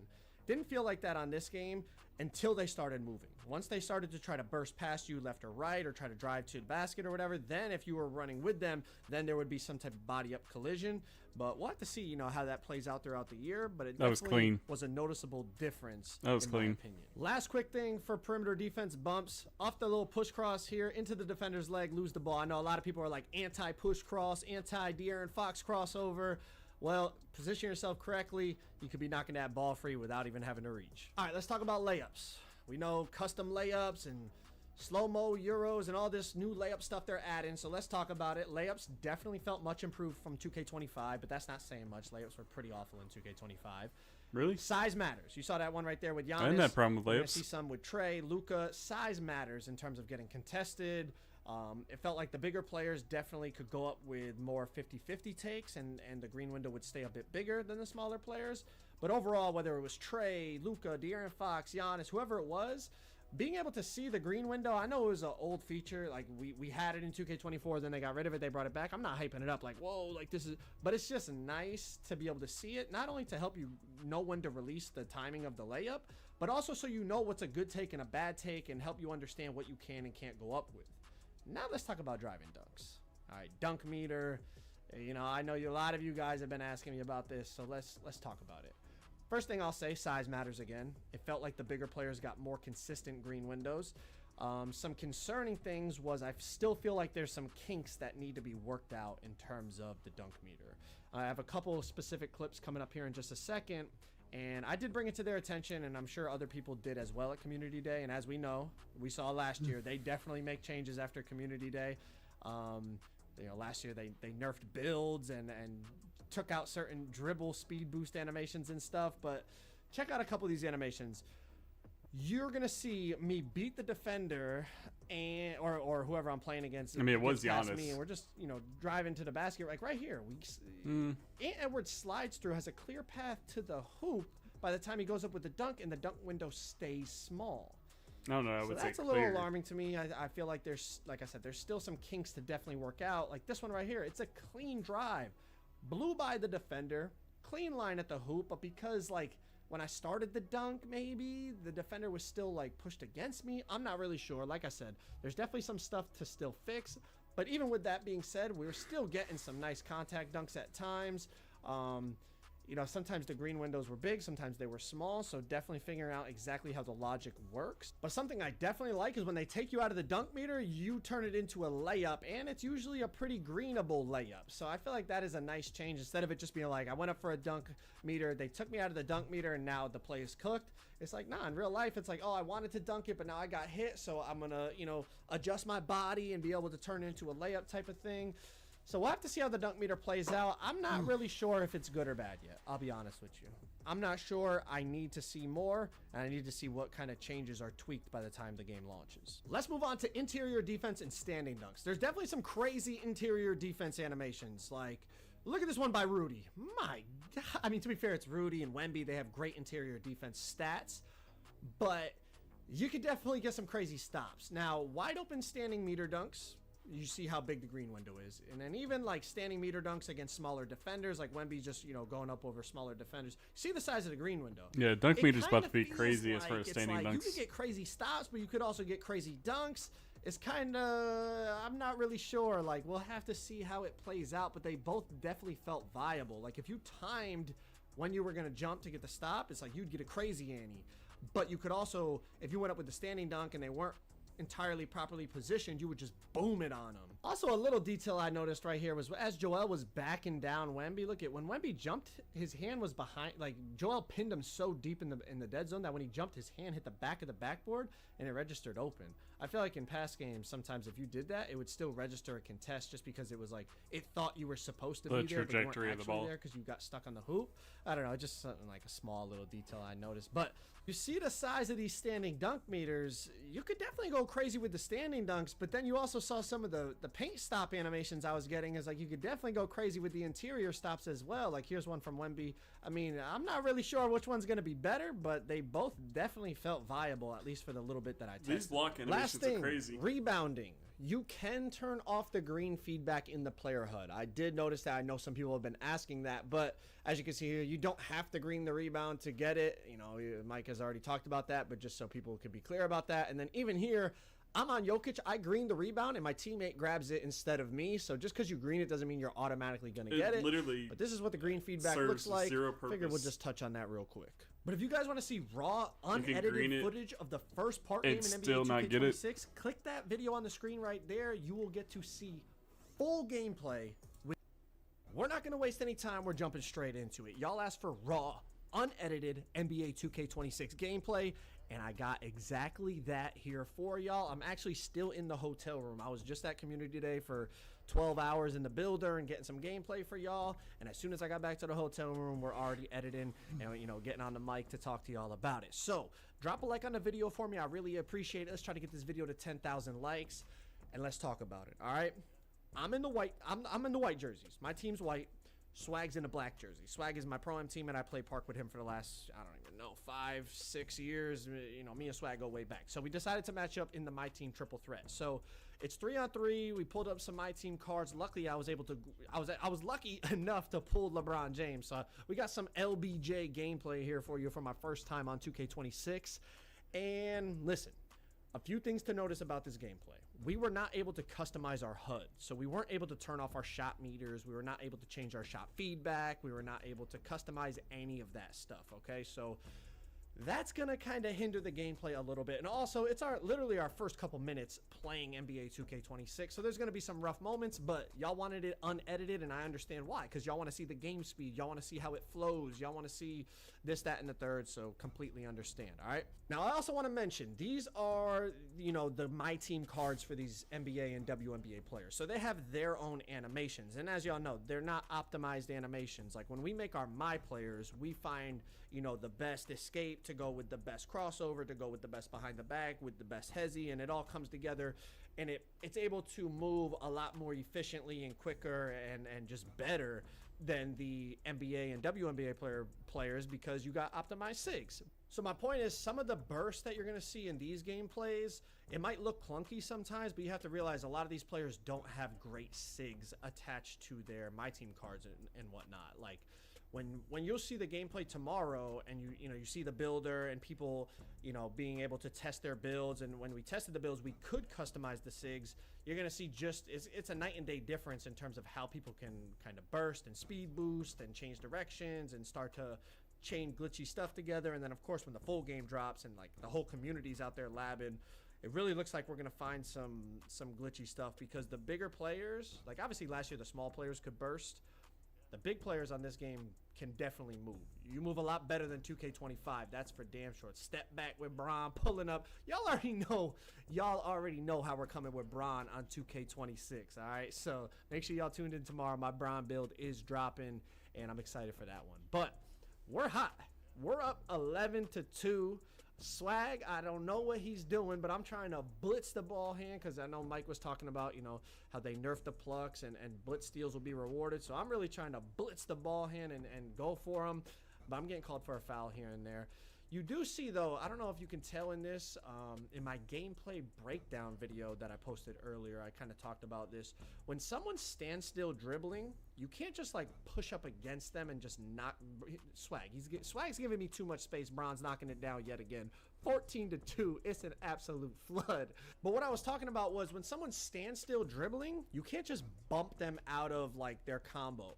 But as soon as they start moving and like trying to drive, that animation was crazy. Side, then all of a sudden the body up like perimeter defense, you see like right there, that's Caitlin Clark like pretty much stonewalling LeBron James, which I know sounds crazy, but let's ignore the physics behind it in terms of the, you know, WNBA versus NBA players. I know people are probably gonna freak out about that, but they already talked about how it's literally just, you know, when it comes to my team, it's just attributes and badges and whatnot. But that's not the point of what I'm saying. The point of what I'm saying is when you're on the move, the defender gets much better bumps. When you're standing and you're trying to go, you know, tween, cross, you're doing like a size up or something. On 25, you could like run up to the guy and just bump him out of that dribble combo.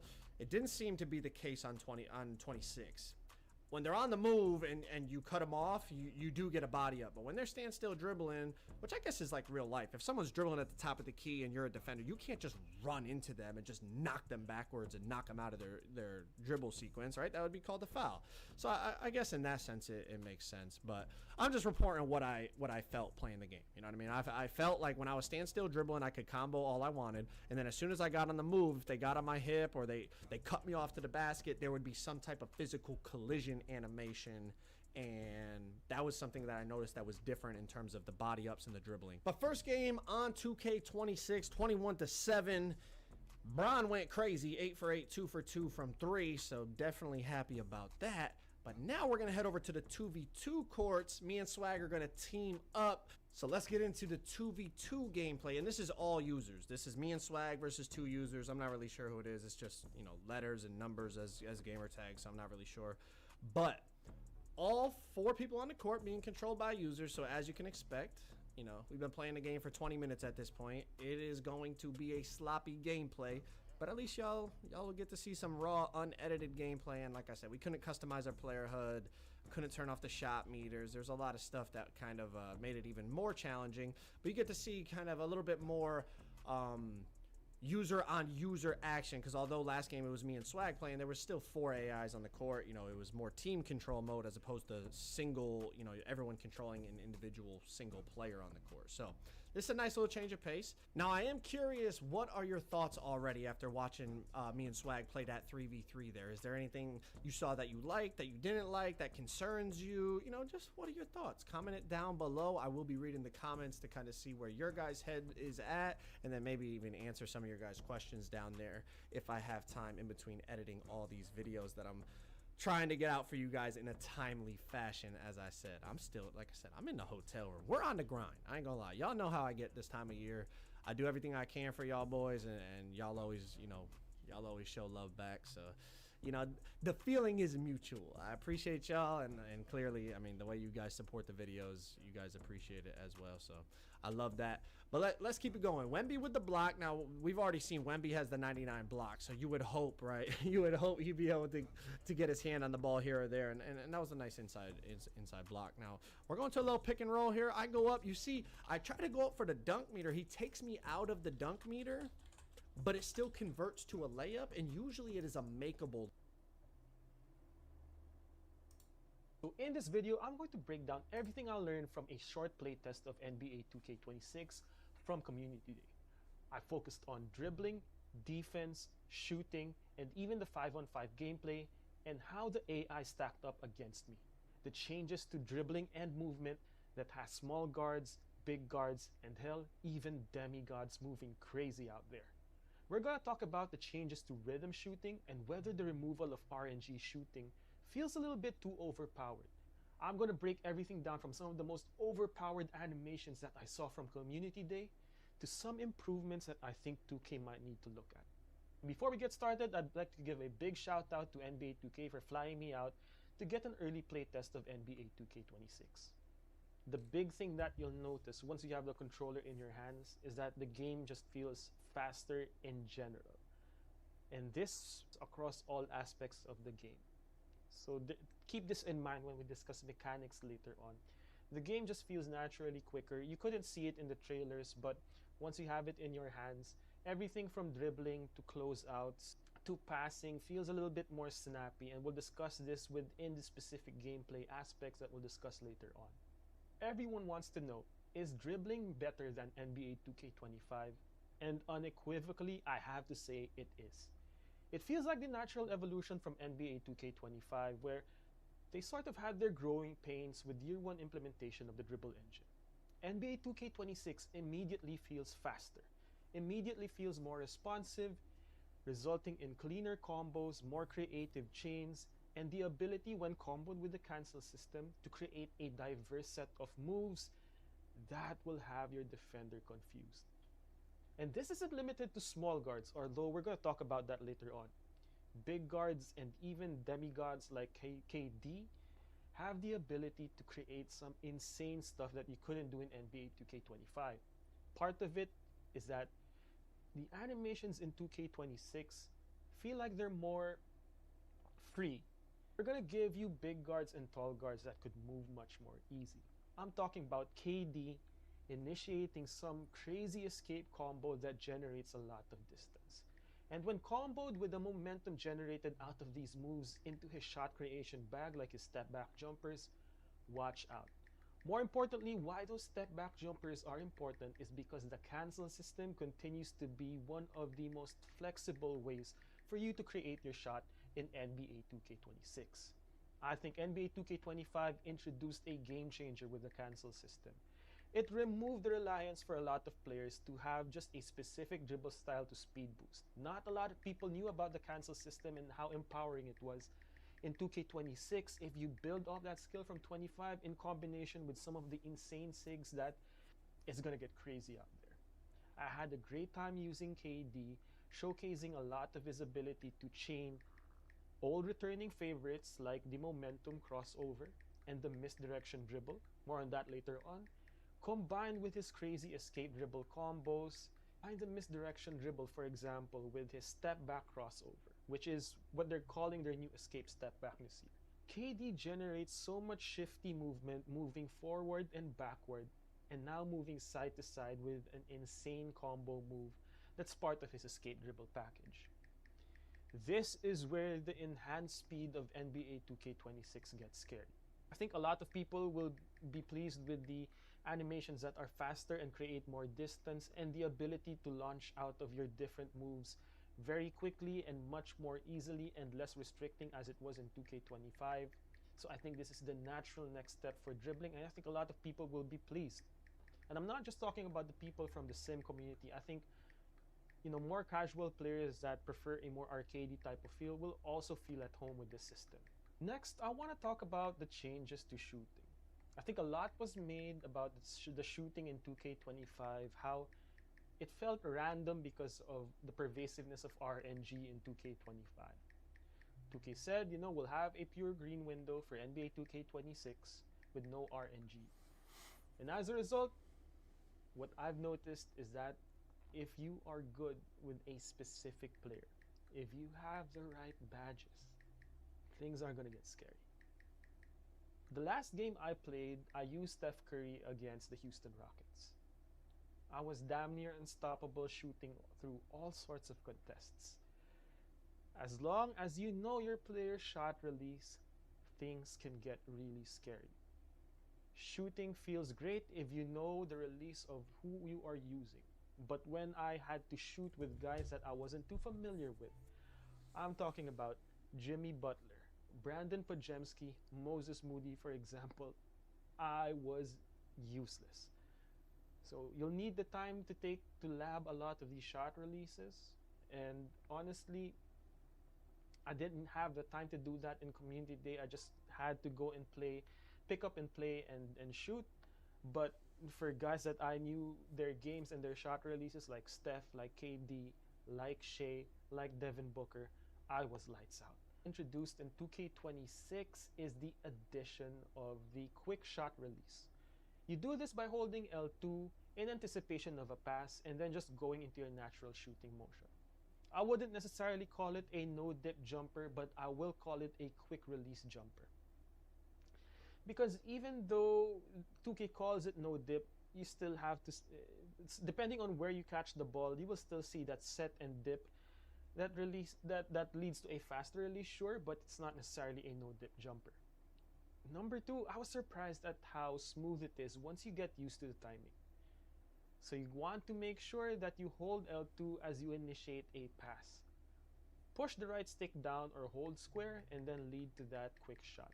I think this is going to be a useful tool, but this is going to be a big tool, in particular for 5v5 modes where a lot of people will be sagging off of the corner, for example. If they're falling asleep, pass that ball to the corner, and if you got a quick release ready, that should be money. Thing in 2K26 that I think deserves some focus is the enhanced rhythm shooting. Now, rhythm shooting changed in 2K26. Now you do not have to perfectly time your shot release. Now you just have to make sure that the tempo in which so you crazy push seeing the right that stick up, for example, after your rhythm shot is engaged, lines up with the animation of your release. So you want to make sure the tempo of your right stick input matches the shot motion of who you're using. What this means in 2K26 is now you do not have to have perfect timing for your shot release. You need to have perfect tempo. So you have to be locked into your animation, and I'll release a tutorial for this once I get my hands on the game and have the whole hand cam, just to show you how everything is set up. But if you rhythm shot in 2K25, you will be at home in 2K26 as well. The button, and I will say that it feels better compared to 2K25, but that's just based on early tests. I only did one shoot around with the button and maybe half a quarter with the button, but I immediately found myself returning to rhythm shooting, in particular because I take a lot of moving shots. And unfortunately, for those of you who rely on button shooting, initiating step back jumpers with the shot button and the left stick is not as responsive.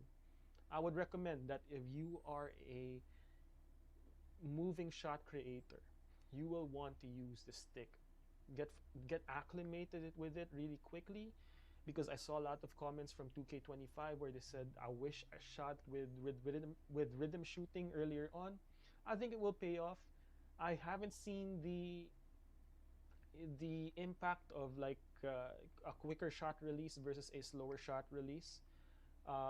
I need more time to lab to make sure that my motion from a early shot release by flicking the right stick up first very quickly, but the speed of my shot timings is something that I'll need to work on. But overall, I think enhanced rhythm shooting feels natural and intuitive and a great step up from 2K25. Again, on Hall of Fame difficulty with Steph Curry, just take a look at some of the insane shots that I'm making. Crazy contests all up to 40 or 50%. It's just incredible what you could do with enhanced rhythm shooting. Maybe naturally why I'm mistiming my shot is because I'm allowing the feedback of the defender to get to me, but as you can see, just being able to nail these shots by perfectly timing your tempo feels incredible. I don't know if this shooting is necessarily better than 2K25, but I do know that it's allowed me to shoot through some ridiculous shots in the community day build, at least. Like I'm not kidding when I tell you that I was making all sorts of ridiculous nonsense. With that, I want to talk about the post-game and the new mechanics that they introduced. First of all, the post-game shares the same DNA as with the recent 2Ks. You hold L2, you pivot your foot by tapping the left stick in any direction. You execute your shimmies or swings and sometimes pivot as well by tapping the right stick in any different direction. You can post exit by rotating the right stick or just releasing the left stick or releasing L2 as you move the left stick in any direction. So if you've operated in the post in the past, it should immediately feel familiar. So I would say that 99% of the post game stayed intact. The 1%, however, is the addition of post go-to shots. And post go-to shots are basically an extension of the go-to shot system that was introduced in 2K25. While in a post-up position, that includes back to the basket or while facing up. Yeah, the two scored is you can just hold the your my right team, stick up to but initiate yeah. a combo sequence. Now, these combo sequence range from anything from a shimmy fadeaway, different types of dream shake moves, face-up moves that include swings, arm swings, or the signature mellow face up and create space with your forearm into a fadeaway or into a hook shot. They include that Jokic swing into a hook shot that I think Şengün also has, and I think Domantas Sabonis also has something similar. But where it gets fun is that actually post go-to shots are more diverse for your big guard builds, and hell, even for small guards. Take a look at Jimmy Butler or SGA, for example. As long as they're in a face-up position while still holding L2, if you hold up on the right stick, they will initiate a jab step into a pound dribble into a fadeaway, for example. SGA has a post-hop shot tied to his go-to shot, but also he has a ridiculous signature fadeaway animation. It's pretty crazy. Go-to shot. But anything that has a dribble tied into it, you can cancel out of and combo out of very quickly. Where it gets challenging is you'll have to memorize the timing windows for a lot of these post go-to shot cancels. And I believe when people figure out what you can do out of these cancels, we can see some crazy stuff. I barely scratched the surface of what you can do, but what I did do was it can get scary out there for post players. The post game feels a little bit difficult. Part of it is that the timing is a little bit weird compared to your normal animations. So I was missing a lot of hook shots just because I didn't know if they were gonna be slow or they were gonna be fast. And when you combine that with how the defense is playing you, it can still get difficult. That said, I think with more time, you can get used to the timing and it might come more natural. But the post game is an extension of 2K25 with the big addition of post go-to shots, of course, and the flexibility that system allows if you're able to cancel and combo out of certain moves. Next thing is defense. I argued that this was going to be the most important part of the game because of how they juiced offense, sped everything up. I think defense was better than I thought it would be, but I'm not sure it's where we need it to be when things get crazy. When everybody has the max plus ones, max plus twos, it's gonna be interesting to see if defense shooting's too easy. I think the improved physicality and body ups, for example, can get you some really nice stagger animations and stone walls in some instances. I've found examples, for example, I'm where definitely staying with rhythm shooting no matter after what. I bumped someone, I don't like. I was surprised at how quickly they could recover and basically blow. I'm staying with rhythm shooting no matter what. I don't like the fact that the visual of push timing being white is like okay. I don't like the visual of that. Like the intent of what they were trying to do is to equal playing field, but it's not going to give that feel to the community. Like if I hit a post fade and it says like slightly late push timing, but I green the tempo, you're going to be like, dude, this made 50% of the shot. And like earlier there was I forget whose video it was now, but Joel Embiid made like tempo was green, but it was showing his meter, and his meter was like early or whatever. Like he wasn't even trying to hit the push tempo. So that's gonna be the interesting thing. Bypassed me while I'm still in that recovery animation after a bump. So that's one thing you should watch out for. It's not just initiating that initial bump, which I think is easier to do this year compared to last year. They removed the defensive cutoff animation from the perimeter, which was done by holding L2 and R2 and tapping the right stick left or right to basically cut off your defender. That's now integrated in your ability to guess whether your matchup is going left or right. You will get those cutoff animations. Those cutoff animations result in body bumps or in sometimes, complete staggers. So I think the physicality is great from the perimeter. It's just that I think the offense, because of the quickness and responsiveness in which ways you can counter, sometimes leaves the defense at a disadvantage. One thing that you also need to get used to is to release. What's going to be really interesting for like my own personal gameplay is I might have no dip shots that I can do from the corner. I'm already good at pump faking. Like 90% of the community does not pump fake from the corner right there where that guy got blocked.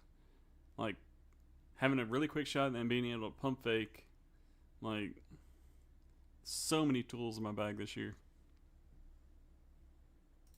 L2 even though you're trying to initiate the fast shuffle motion. Because of bad habits, for example, I kept holding L2 and R2 when I should be releasing L2, because while holding L2, even though you're holding sprint, while you're doing your fast shuffle motion, it's still way slower compared to when your defender is in a full-on sprint. So you're going to have to establish those habits of trying to initiate the right position. I also don't advise that people play their matchup on their hip. I think this is true for past 2Ks, but even more true now. With your ability to, put your defender in jail, or blow by past your defender, I think what you'll want to do is really play honest defense and keep in front of your matchup. I'm an on-ball steal guy, but what I will say is that I tried to do it out of position and it would throw me in a recovery animation that would punish me as a defender, allowing my matchup to blow by past me. Now that said, I did not initiate a lot of steals just because I'm not that kind of defender. I think that will be better tested in a live multiplayer game situation. But what Mike Wang said on removing the canned animations for steals, I did not encounter a single one of them. The best way I got steals was staying in position in front of my defenders. The ball sort of feels more live than it was in years past. For example, if you try to spam that De'Aaron Fox push cross or any push cross, that would... So this goes back to balance and everything, right? So the dribble moves and everything look really nice, but you dribble into traffic, it's going to be a lot harder to hold on to the ball, just like it would be in real life. I guarantee you're going to see some dribble heads trying to get that patched early on, saying that bump steals are too OP. Lead you into your defender, it will naturally lead to loose balls as a result.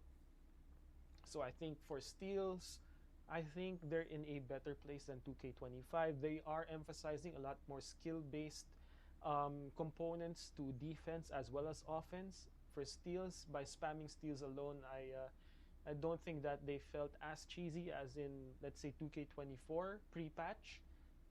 But this is something I need to test for sure. Same goes with blocks. If you just jump randomly, hoping that, one, you will randomly get your hip to bump the ball. That won't happen as much, or it didn't necessarily happen to me in my entire playtest. What did happen was that I needed to time my blocks. But I will say this. If you are out of position and you're using a fast and athletic player, the recovery speed going from the paint to the corner, for example, is still pretty ridiculous, and we'll discuss this later on when I talk about gameplay balance. I think blocks need to be timed. If not, there's also a bit of a recovery animation for blocks that will lead to instant blow-bys in certain situations where I panicked and fell back to 2K25 habits where really the best contest was by jumping. And as a result, that hard closeout, the AI opponent, for example, will blow by past me and just get to the bucket or hit me with a midi in between. Where I think defense could use more tuning. One, I went crazy with Wemby on, I think, all-star difficulty.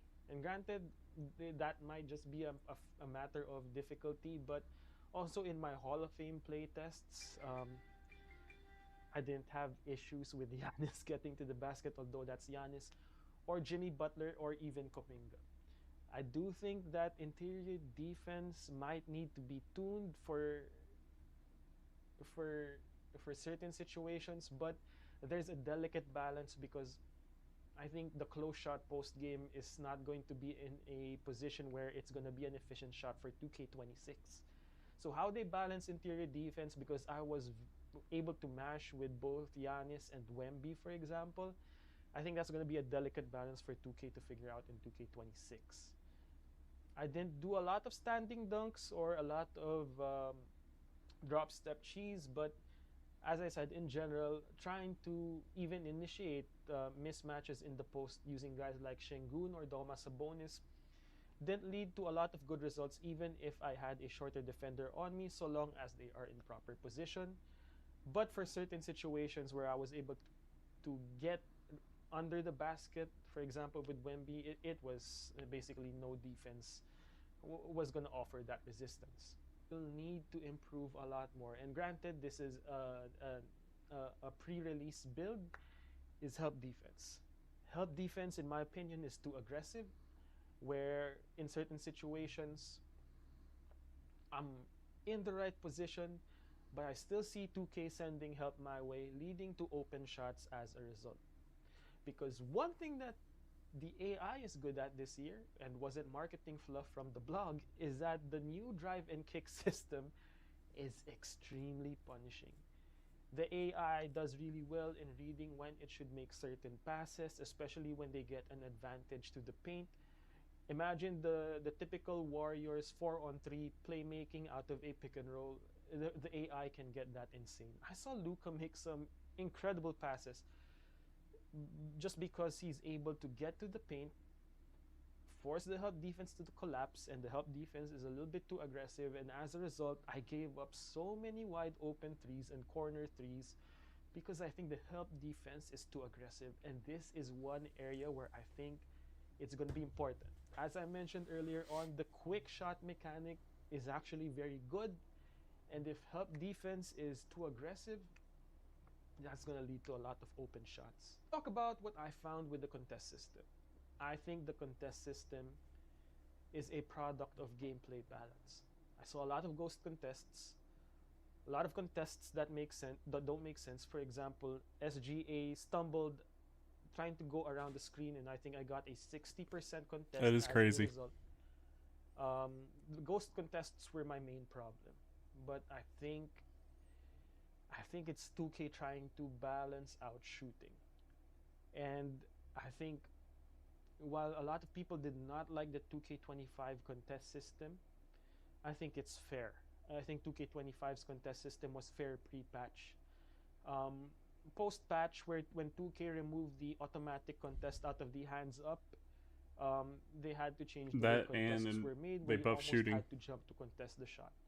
But in 2K26, you should be fine with hands-up defense for the most part, unless you're going up against someone like KD, who's able to just elevate over everyone and who has, I think, Deadeye on Gold or Hall of Fame. So I think the contest system is inconsistent. But as someone who understood the contest system for 24 and 25, I think that 26 saw a lot of ghost contests and some unnatural contests that I think is a product of gameplay balance. Example for the quick shot mechanic, because the quick shot mechanic is so good, I think they had to juice up the contests. So one, the contest closeout speeds and the ability to jump to your matchup is still pretty insane. I did get a few shooting fouls from jump shots, but not as frequent as I'd like. In some instances, I'd still get tackled and no foul was called. That was probably the most annoying thing for me. I know a lot of people would say RNG was the most annoying, but for me, the most annoying thing was when you would literally get tackled and not get a foul call. That was the most annoying thing for me, and I tried to see if Mike Wang was buffing that or not. I didn't get a reply on that one. So interesting feedback. And in some ways, just closing out with your hands up was more than enough to get you a heavy contest. So I think the contest system is inconsistent and might need some tuning as well. Now let's talk about slashing. I think slashing took a huge step up from 2K25.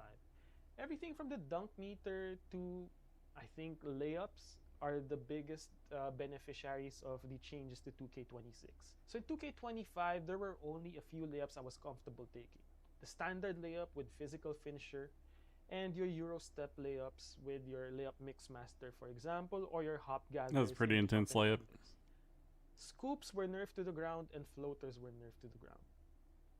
2K26. All of these are viable, with I think scoops being the most difficult just because of the variability of timing, but floaters are good again. Euro steps are great. Physical finisher layups are excellent. And I think the slow gather Euro, the slow gather Euro, where people thought it was just a People are gimmick. gonna be so I'm gonna annoyed with break that. this down in a separate video, but the slow gather Euro, I think is gonna be one of quietly the most cheesy and overpowered mechanics in 2K26. I'm curious to see whether they tune this in the final build, because as you'll see in that video. So I think overall layups are back to how they were, not necessarily as in 2K24. The body contact The looks a Devin lot Booker better. overpowered blow-by layup is still there. Devin Booker's floater, his standard floaters and his stroll floater is faster. I couldn't quite get the 24 OP floater to go, but I'll stay tuned for that. But overall, I think slashing is in a great spot. In the gameplay blog, a lot was being made about layups being now only timing based and no real player percentage. Layups felt great. There were a few layups where I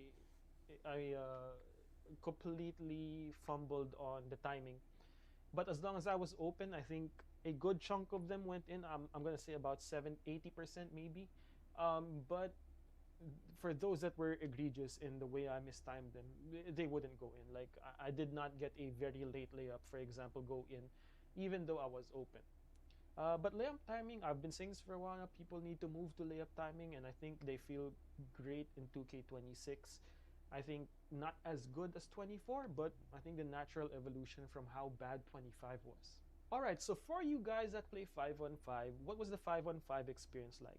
First, spacing felt really good. There were still oddities, of course, where sometimes I needed to call for a screen or call for an ISO to get some guys that were crowding me in my space a little bit too much. But in general, you'll see a lot of really great spacing, especially for the AI and for you as well. Again, there are some oddities where, you know, depending on where I want to go to. So I'm gonna call this stream for now. There might be some stuff that I'll look into a little bit later and go back to doing a reaction on. But it's looking good overall. Only question is really the community, in the sense of like, you gonna let everybody eat, or are you gonna keep spamming on Twitter, spamming on Reddit? Your playstyle should be the OP playstyle, because it's looking pretty good for all playstyles. The only thing I would honestly patch is that Yao post hook. That was pretty crazy. But that's all I got for you guys. I will definitely be back on tomorrow, maybe tonight. If I see some other stuff I haven't gone over, I'll definitely be on again tonight. But definitely tomorrow, whenever I know the builds that are coming out and trying to decipher how my build's going to look. But